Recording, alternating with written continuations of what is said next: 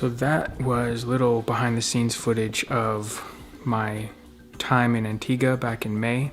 I do some work for an organization called CBN, and under CBN is another TV program called Turning Point International. But anyway, Turning Point International looks for stories all the time of people who have been transformed by the reality of God. One of those people is Tessa, and if you remember in a previous vlog, I talked about Tessa. As an example, today we're going to be telling the story of a woman who was paralyzed, could not walk, and God showed up. So anyway, without further ado, I wanted to share with you her story in full.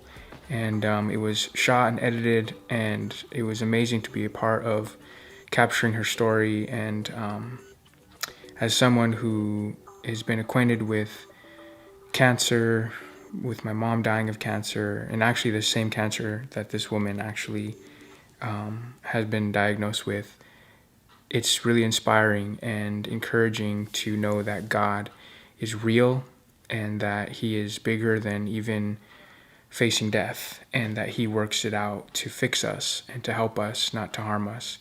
So I hope you're encouraged, and here it is. Meet Tessa Bango. Looking at her, one would never know for the last 12 years this former nurse has been battling for her life. That she's had 7 surgeries, 3 to remove tumors and to stabilize her spine. That she's been paralyzed.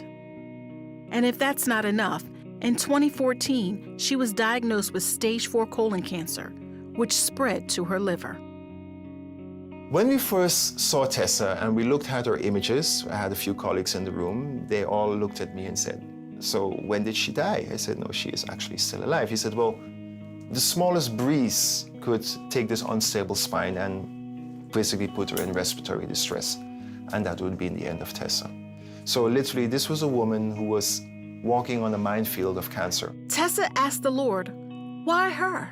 So I've had those moments with the Lord. He said, "Why not you?" Then He reminded me of what Paul said, "My grace is sufficient for you."